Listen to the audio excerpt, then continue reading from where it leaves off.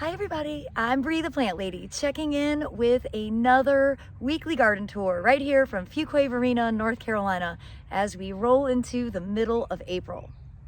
Well, as you can see behind me, I have updated my Pollinator hotel. And I'll tell you that when I saw these small Pollinator hotels at Aldi, I was like, okay, that's the solution. I have had a really difficult time keeping this filled. The organic matter decomposes and it falls, and turns out I actually don't really have that much fun filling it.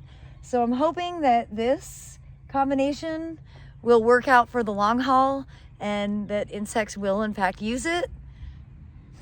So far it's been mostly occupied by spiders, and not sure a lot of people get that excited over a spider hotel, but it is a cool talking point. It is here kind of ushering in the native borders, and maybe this will actually do the trick. But without further ado, let me turn the camera around and give you an up-close view of how everything is growing. Well, you know, I call this the East meets West border because one side is mostly Asian, and then this side is you know, at least herbaceously native. The Deutzia is just about to start to bloom. I'm sure it'll be in flower for next week's weekly garden tour. This is one that's supposed to be variegated, but I didn't keep up with pruning out the green, and you can see it's mostly reverted. However, the variegated parts are really quite pretty. This gets beautiful white flowers. Deutzia is a great plant, easy to grow. Once it's established, it doesn't need a lot of water. The deer leave it alone, which is saying a lot, because I'll tell you what, the deer do not leave the apples alone.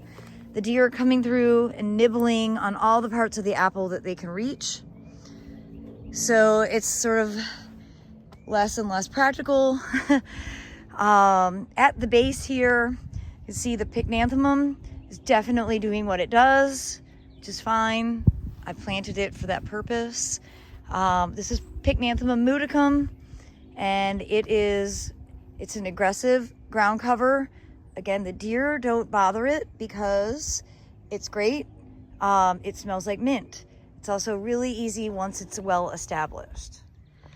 Well, as you can see, the viburnums just keep on doing their magic thing. And I mean, on a day like today with this beautiful, clear Carolina blue sky, this scene is just magnificent.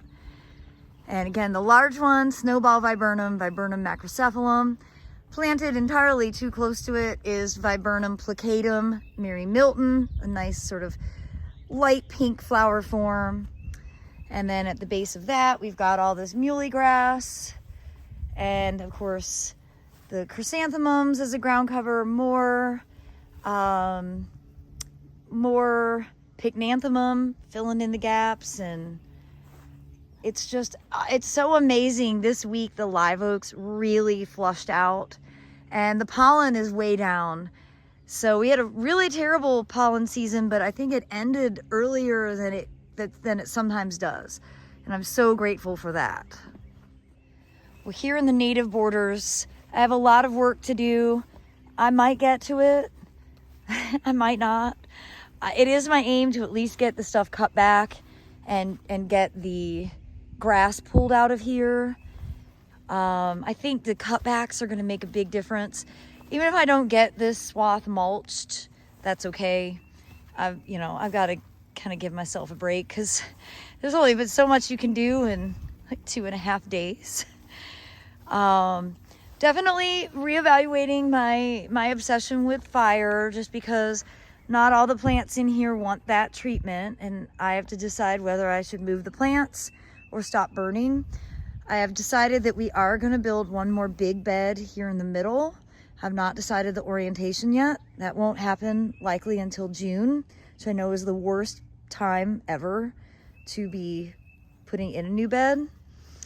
But at least in this moment, that's where my headspace is, and that will be an entirely burn-friendly space. So what I could do is move the stuff that needs to be burned in these beds and move it into that, and transfer these into not getting the fire treatment.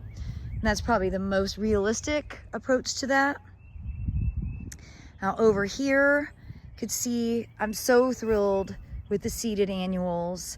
This is going to be awesome. They're not as bulky as they are in more established areas, but you can see we've got California poppies already with buds.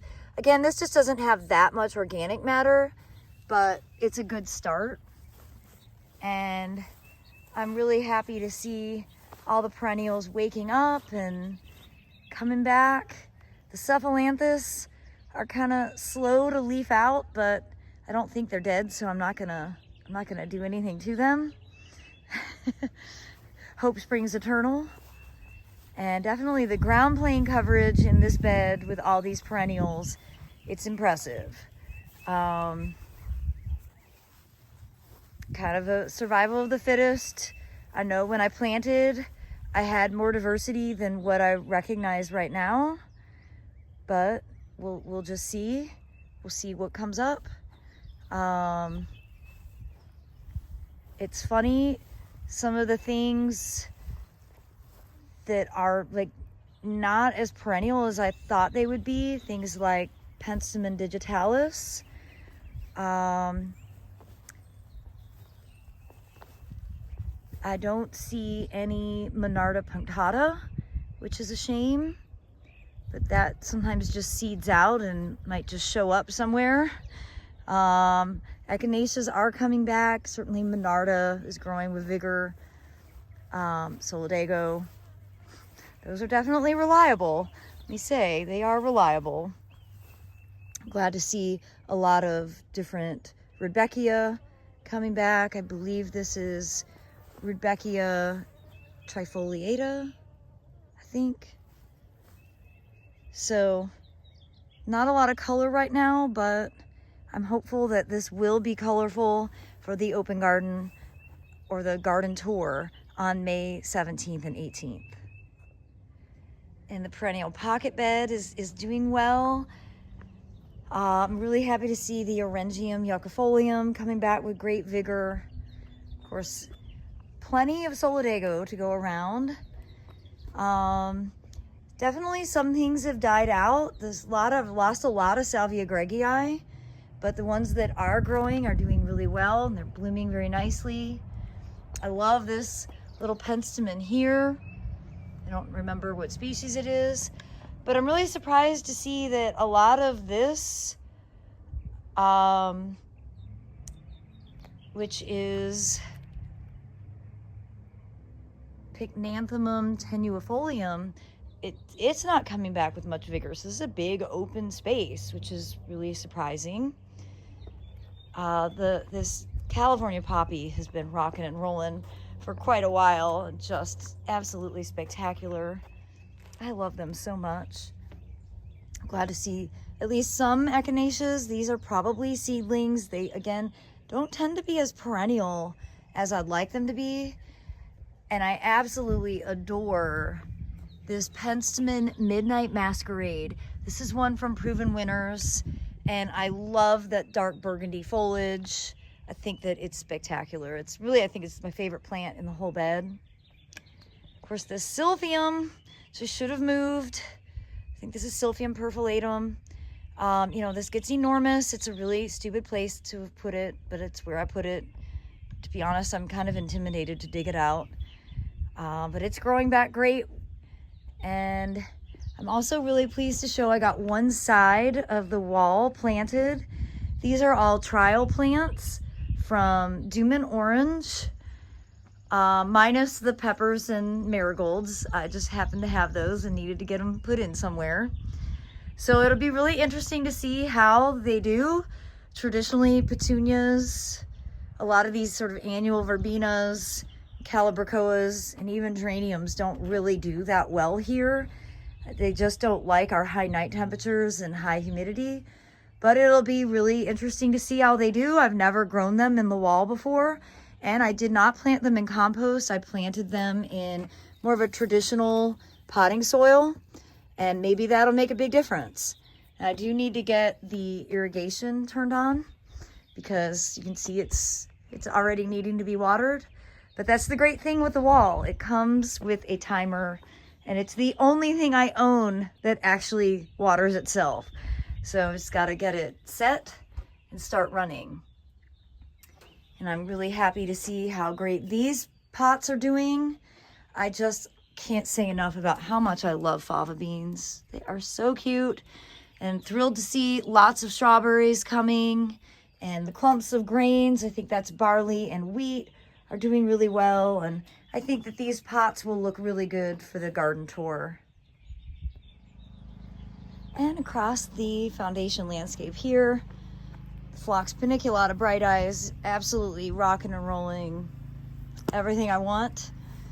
I've got a remnant patch of strawberries. I'm glad they didn't all die, but most did die because this was actually solid strawberry patch till last year's drought. But the aster that I planted is growing really strong. Now the deer are coming in and eating the strawberries, which is annoying. And you can see I don't have good ground plane coverage over here.